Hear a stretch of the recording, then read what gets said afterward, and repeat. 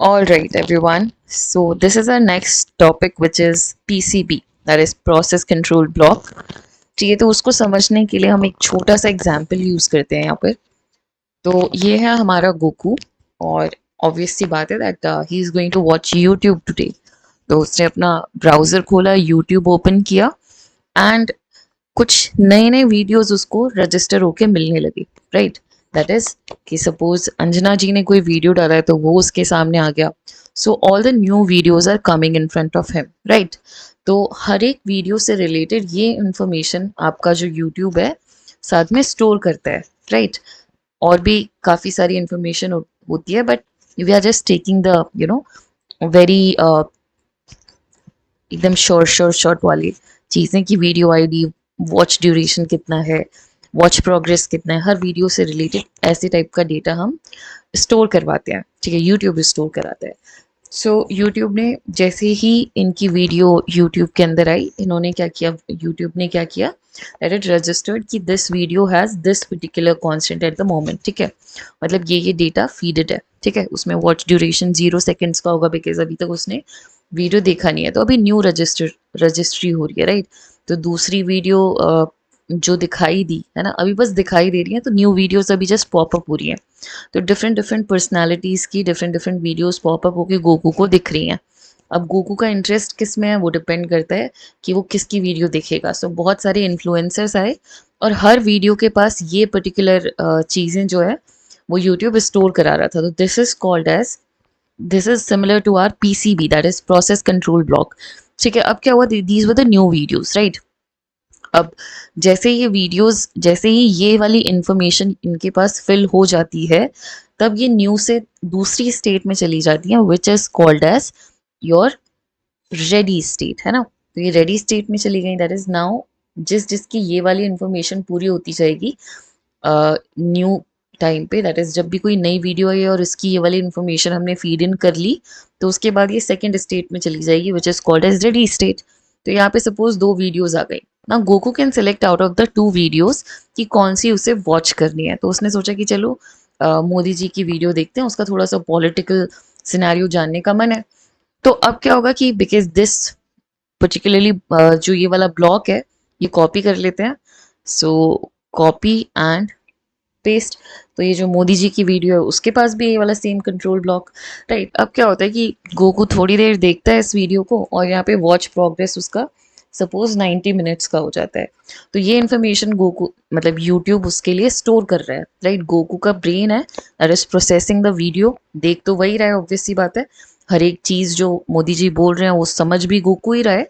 लेकिन after some time जब Goku अब इसे बदलना चाहता है बिकॉज मे बी अब वो पॉलिटिकल चीज़ों को नहीं देखना चाहता, he want to see something जिसके अंदर उसे थोड़ा सा एंटरटेनमेंट मिले. तो उसने बोला यार अब मुझे ना स्वैप करनी है वीडियोस, है ना, I want to change the current playing video, क्योंकि गोकू कितना भी टाइम गुजार सकता है ऑनलाइन, है ना.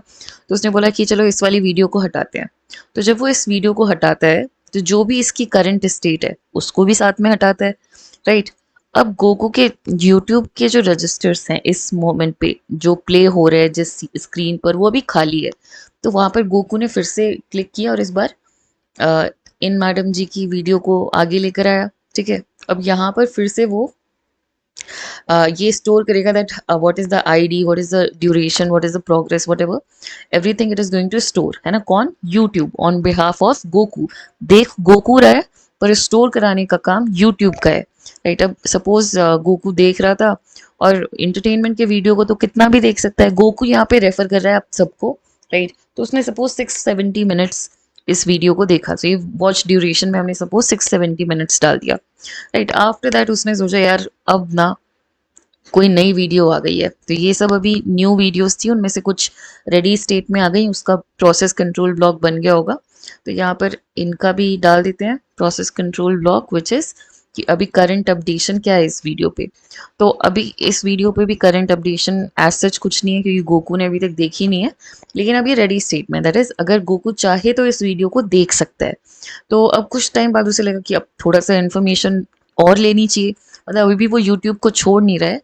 ठीक है, सो यूट्यूब ने बोला कि ठीक है, I put this video again in the where so I'll put it in again in the ready state। तो अगर आपका फिर से देखने का मन हो तो देख लेना, मैंने इसकी सारी जो करंट स्टेट है वो संभाल कर रख ली है।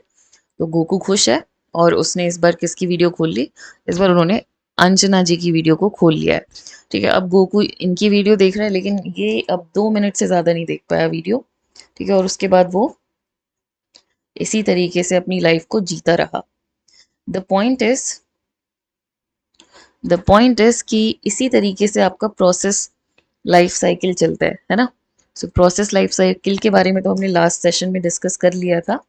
We wanted to discuss about the process control block. तो इसी तरीके से जो आपका ऑपरेटिंग सिस्टम है वो हर एक प्रोसेस कंट्रोल ब्लॉक को लोड अनलोड करता रहता है रिस्पेक्टिव ऑफ कि कौन सा प्रोसेस आपका सीपीयू करेंटली रन कर रहा है, और उसकी जो करंट स्टेट होती है उसको मेंटेन करके रखता है अपने पास, ताकि जब वापस उसे भेजा जाए प्रोसेसर के पास तो प्रोसेसर फिर से स्टार्ट ना कर दे सारा काम करना। राइट, वो चाहता है कि जहां तक देख चुके हैं वहां तक तो ठीक है, अब आगे से काम किया जाए। तो in the similar way Goku ने जहां तक वीडियो देख चुकी है उतनी तो वो रख लेगा, कौन से फॉर्मेट में देखी है, कहाँ पर देखी है, मोबाइल फोन पे देखी है, डेस्कटॉप पर देखी है, कौन से रेजोल्यूशन में देखी है, सारी इन्फॉर्मेशन स्टोर करा के रखता है। और जैसे ही गोकू वीडियो चेंज करता है और सपोज उसने नरेंद्र मोदी जी की वीडियो को 1024 पिक्सल्स में देखा है तो उसी पिक्सल में चलाने की कोशिश करेगा, given that network is there, right? So this is how PCB, that is process control block, also work in our system। तो अब एक बार फटाफट उसको भी डिस्कस कर लेते हैं, बिकॉज आई थिंक दैट इस एनालॉजी के साथ आप लोगों को समझ में जरूर आ जाएगा। So let's move on to that part. तो this is how our process control block looks like, है ना। तो अभी हम उसी के बारे में डिस्कस कर रहे थे कि हर एक प्रोसेस जब भी रजिस्टर होता है तो ये सारी इंफॉर्मेशन अपने साथ लेकर आता है। राइट, लेकर आता है इन द सेंस कि ये सब रजिस्टर किया जाता है, तो उसको एक सबसे पहले तो एक नई प्रोसेस आईडी दी जाती है, which is also called as PID. तो जैसे आप लोगों के पास एक स्पेशल आइडेंटिटी कार्ड होता है, उसमें एक नंबर मेंशन होता है, उसी तरीके से आपके प्रोसेस को भी किया जाता है जब भी एक न्यू एंट्री आती है। राइट, उसके बाद करंट स्टेट क्या है, तो हो सकता है अभी फिलहाल वो न्यू स्टेट में है पर आगे चलकर वो रनिंग स्टेट में भी जाएगा, कभी टर्मिनेट भी होगा। सो डिफरेंट डिफरेंट स्टेट में रहता है आपका प्रोसेस। तो अभी करेंटली स्टेट क्या है प्रोसेस की, वो मेंटेन किया जाता है। उसके बाद अबाउट द सीपीयू रजिस्टर्स, है ना। तो आप लोगों को पता होगा दैट सीपीयू के पास बहुत सारे रजिस्टर्स होते हैं जिनकी हेल्प से वो काम करता है। राइट, तो उसके पास एक्यूमुलेटर्स होते हैं, उसके पास पीसीज होते हैं, प्रोग्राम काउंटर्स, राइट, उसके पास स्टैक पॉइंटर्स होते हैं। So there are lots of register that the CPU has, और उनको उनकी जो करंट स्टेटस है वो भी यहाँ पर मेंटेन किया जाता है inside this process control block. उसके बाद कौन सी सीपीयू शेड्यूलिंग एल्गोरिदम फॉलो हो रही है, इसमें करंट हमारी प्रायोरिटी क्या है इस करंट प्रोसेस की, है ना। कौन अब आपके पास 3 क्यूज होती हैं शेड्यूलिंग के लिए, राइट, तो उनमें से कौन सी क्यू को आपने पॉइंट कर रखा है। मेमोरी मैनेजमेंट, दैट इज कि कहाँ से कहाँ तक की मेमोरी को हम पॉइंट कर रहे हैं, ऑल ऑफ दूस इंफॉर्मेशन आर ऑल्सो स्टोर्ड। उसके बाद सीपीयू यूजेज कितना हुआ है, राइट, मतलब वी हैव टू अकाउंट कि ये प्रोसेस कितना टाइम ले रहा है सीपीयू का, राइट, ज़्यादा टाइम तो नहीं ले रहा है, राइट। उसके बाद एग्जीक्यूशन टाइम कितना हुआ है, इसको टाइम लिमिट कितनी दे रखी है, ठीक है। उसके बाद अगर कोई आयु प्रोसेस हो रहा है तो उसकी information also, and other things are also there, but this is a very crisp diagram of how a PCB looks like, right. अब अगर आपको देखना है दैट क्या ये सच में मेंटेन होती है, तो आप यहाँ पर आके अपने टास्क मैनेजर को खोलकर ये चीज़ें देख भी सकते हो, दैट वो हर एक प्रोसेस के बारे में बता रहा है, दैट कितना सीपीयू यूज हुआ, कितनी मेमोरी ली, कितना डिस्क स्पेस लिया, कितना नेटवर्क यूटिलाइज हो रहा है, हर प्रोसेस के बारे में बता रहा है, राइट। तो कहीं कहीं पे ये ग्रीन टाइप का लीफ टाइप दे रखा है, इसमें बोल रहा है कि ये एफिशिएंसी बढ़ाने के लिए कुछ तो लिमिट कर रहा है रिसोर्सेज को, ठीक है, गूगल के लिए बता रहा है। Then there are certain application जिनको सस्पेंडेड बता रहा है, तो हमने सस्पेंडेड स्टेट भी देखी थी। तो क्या बता रहा है इसमें, that the process is suspended to improve system performance. हमने ये चीज़ देखी थी कि रैम से उसे निकाल दिया जाता है बिकॉज वो बिना मतलब कि शायद उस टाइम स्पेस ले रहा है और उसे यूज़ नहीं किया जा रहा है, राइट। तो ठीक है, निकाल दिया, दैट्स इट। अब क्या होता है कि जब भी कोई नया प्रोसेस आता है, ठीक है, तो ये उसके बारे में उसकी ये चीज़ें रजिस्टर की जाती हैं कि प्रोसेस आईडी क्या है स्टार्टिंग में ही, ठीक है, 0 के साथ इनिशियलाइज कर दिया जाएगा। अगर अभी फिलहाल उसने कोई भी टाइम या सीपीयू कंज्यूम नहीं किया है तो 0 के साथ इनिशियलाइज कर दिया जाएगा। But this all information will be stored for any upcoming और फॉर एनी न्यू प्रोसेस, है ना। उसके बाद क्या होता है, वो जाता है रेडी स्टेट में, right. So this kind of a block will also go with it. तो हम एक एग्जाम्पल लेते हैं, हम लोग कंसीडर करते हैं कि 3 प्रोसेसेस एक साथ आए हैं, तो वो किस तरीके से सीपीयू से इंटरैक्ट करते हैं। So let us see that. सो किसी भी सीपीयू के पास ये सारी इंफॉर्मेशन उसके रजिस्टर्स में स्टोर रहती है, ठीक है। इससे ज्यादा इंफॉर्मेशन होती है, पर हमने कुछ बेसिक रजिस्टर्स की यहाँ पर नेमिंग कर ली है। तो this is your CPU and this CPU is storing all this information, है ना। एक तो कि प्रोग्राम काउंटर है सपोज, राइट। तो program counter what it does is कि वो आपके नेक्स्ट इंस्ट्रक्शन की जो भी एड्रेस है उसको स्टोर करता है, मतलब ये बताता है कि नेक्स्ट इंस्ट्रक्शन कौन से लोकेशन पर आपको मिलेगी। Then instruction register is there, ठीक है। तो अभी जो करंटली एग्जीक्यूट हो रहा है आपका इंस्ट्रक्शन वो इसके अंदर मेंटेन रहता है। उसके बाद अक्यूमुलेटर के अंदर रिजल्ट्स रहते हैं। तो सपोज अगर अभी आपकी जो करंट इंस्ट्रक्शन है उसमें कोई सम हुआ है 2 नंबर्स का, तो उसका जो रिजल्ट रहेगा वो अक्यूमुलेटर में रहेगा, right. Memory address register basically क्या करता है कि आपको इंस्ट्रक्शन कौन से एड्रेस पर मिलेगी, राइट, वो चीज किसके अंदर, या फिर आपको कौन से एड्रेस को जाके एक्सेस करना है टू रीड एंड राइट, तो वो एड्रेस उस मेमोरी लोकेशन का एड्रेस, राइट, जहाँ पे आपको डेटा मिलने वाला है। तो जैसे ये बहुत बड़ी मेमोरी है और इसके अंदर बहुत सारे बाइट्स ऑफ बेसिकली बाइट्स है, राइट। तो ये वाला जो बाइट है इसका एड्रेस भी होगा और इसके अंदर कुछ डेटा भी होगा 0 1 की फॉर्म में। तो 0 1 0 1 ये तो इसका डेटा है और इसका एड्रेस है सपोज 0x1234, राइट। तो ये जो आप लोगों का मेमोरी एड्रेस रजिस्टर है इसने तो 0x1234 डाल रखा है, और ये जो मेमोरी बफर रजिस्टर है वो एक्चुअली में पॉइंट एक्चुअली जो डेटा है दैट इज 10101 ये स्टोर रहता है MBR के अंदर, राइट, कि उस मेमोरी एड्रेस पर डेटा क्या निकल कर आया था वो ये स्टोर करके रखता है। Then the stack pointer is कि हर एक जो आपका प्रोसेस होता है ना वो किसी ना किसी स्टैक को यूज करता है in order to execute its instructions, right. तो वो स्टैक कहाँ पर मौजूद है रैम के अंदर, इसकी इंफॉर्मेशन स्टैक पॉइंटर के पास रहती है। और इसी तरीके से अगर कोई फ्लैग है या स्टेटस रजिस्टर है तो वो इंफॉर्मेशन रखता है आपका ये next register which is status register, right. तो अगर कोई कैरी आया है या कोई नेगेटिव वैल्यू है तो नेगेटिव साइन आपको स्टोर कराना है। So all of these kind of extra information ये 1 बिट का रजिस्टर आपका स्टोर करके रखता है। तो this is your CPU basically, right. और भी बहुत सारे रजिस्टर्स होते हैं बट इतने काफी हैं समझने के लिए, राइट। तो अब क्या हुआ कि 3 प्रोसेसेस आए सपोज, राइट। तो सबसे पहला प्रोसेस आया तो उसने भी ये सारी इंफॉर्मेशन अपने पास स्टोर करी होंगी। तो this is suppose process number 1, ठीक है। अब प्रोसेस नंबर 1 क्या करेगा कि अपने पीसीबी के अंदर ये सारी इंफॉर्मेशन स्टोर करके रखेगा कि current suppose program counter next instruction कहाँ पर है, तो बोल देगा 1 2 3 4 इज द प्लेस जहाँ पर नेक्स्ट इंस्ट्रक्शन रखी हुई है, ठीक है। उसके बाद करंट इंस्ट्रक्शन कहाँ पर है तो IR के अंदर वो ये भी रख लेगा, फॉर एग्जाम्पल कि करंट जो इंस्ट्रक्शन है वो 1000 पर है, तो ये इसने रखा हुआ है अपने पास, ठीक है। इसी मतलब हो सकता है पहले ये चल चुका है फिर से रेडी स्टेट के अंदर आया है बिकॉज सस्पेंड कर दिया गया होगा या फिर किसी वजह से उसे उसका टाइम क्वांटा पूरा हो गया होगा। So because of any reason अब इसे निकाल दिया गया है एंड फिर से ये रेडी क्यू के अंदर आ गया है। तो ये हमने सर्कल बना दिया but it is a Q, right. Afterwards क्या हुआ कि इस क्यू के अंदर 3 प्रोसेसेस थे, right. So this was P2, 2 processes थे ऐसा मान लेते हैं।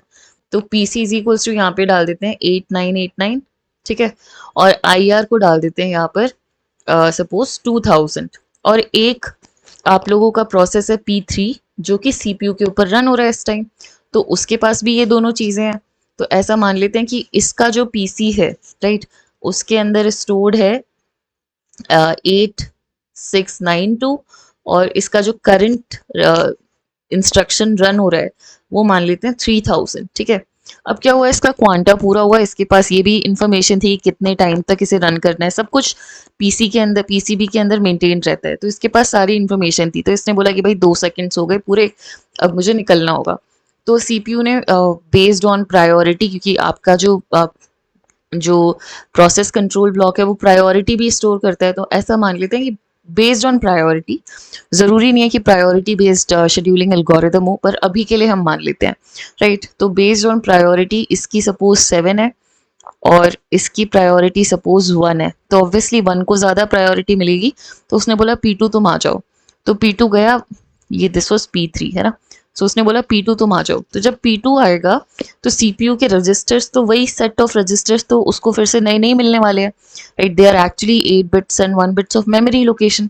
तो बोलता है कि ठीक है, अब जैसे ही नया रजिस्टर आता है तो ये P3 अपनी इन करंट वैल्यूज को लेके फिर से रेडी स्टेट के अंदर जा रहा है, ठीक है। सो दिस इज P3। तो इसके दो वैल्यूज हैं, दैट इज 8692 और 3000। तो उसने अपने अंदर ये स्टोर करा लिया है and then it is moving out, ठीक है। And then this P3 is coming into this CPU, right. तो यहाँ पर अब कौन आ रहा है? P3 आ रहा है। तो P2 आ रहा है, P3 चला गया है और P3 यहाँ पर स्टोर हो गया रेडी क्यू के अंदर और P2 आ रहा है। तो P2 बोलता है कि मेरे CPU के अंदर लोड करके आता है वैल्यू को, की के अंदर है 8989 और इंस्ट्रक्शन रजिस्टर के अंदर स्टोर्ड है 2000। मतलब करंट इंस्ट्रक्शन कौन सी रन हो रही है? तो उसने बोला 2000 रन हो रही है, ठीक है। ये चीज उसने PCB से देखकर और अपने करंट उसके अंदर लोड करा दिए रजिस्टर्स के अंदर। तो ये रजिस्टर CPU के अंदर होते हैं। उसके बाद क्या हुआ, इसने कुछ टाइम एग्जीक्यूशन किया और हो सकता है कि अब क्या हुआ, दैट आफ्टर सम टाइम यहाँ पर जो इसका करंट इंस्ट्रक्शन है वो बन गया 8989, that is second instruction he just वो रन कर रहा था। और यहाँ पर कोई नया इंस्ट्रक्शन आ गया, दैट इज नेक्स्ट इंस्ट्रक्शन कौन से मेमोरी लोकेशन पर है, तो उसने बोल दिया 9000। एंड सडनली समथिंग हैपेंड कि इसको कॉन्टेक्स्ट स्विच करना पड़ेगा। कॉन्टेक्स्ट स्विच का मतलब होता है that one process is moving out of the CPU and another process is coming into the CPU, ठीक है। सो अब नेक्स्ट प्रोसेस यहाँ पर आ रहा था तो P2 को जाना पड़ेगा। तो P2 ने बोला कि ठीक है, मुझे बताओ कि what are the current values of my some constants, है ना। तो अपनी एक फाइल लेकर आता है P2 तो उस फाइल में अपडेट करता है वैल्यूज को। बोलता है कि program counter, that is next instruction क्या है 9000 और IR that is current instruction अभी क्या रन हो रही थी 8989, ठीक है। वो पूरी हुई है नहीं हुई है, वैसे हर एक इंस्ट्रक्शन को पूरा ही किया जाता है अनलेस कि कोई ऐसा इंटरप्ट ना आ जाए जिसको हम लोग फेस नहीं कर सकते हैं, राइट। तो इस तरीके से जो भी करंट वैल्यूज थी उनको फिर से इस फाइल के अंदर, इस डेटा स्ट्रक्चर के अंदर लिखा गया और फिर से रेडी स्टेट या ब्लॉक्ड स्टेट में उसे भेज दिया गया, right. This was not present in here, है ना। अभी फिलहाल ये CPU के पास है। तो आफ्टर दिस इज डन तो कोई नया प्रोसेस आया तो CPU ने बोला कि ठीक है P2 को यहाँ से निकालो।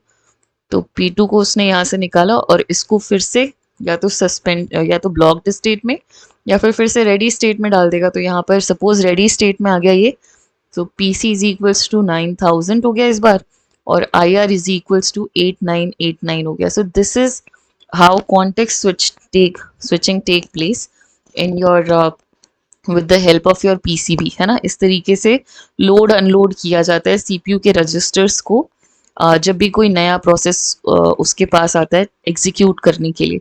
सो I hope that this is clear.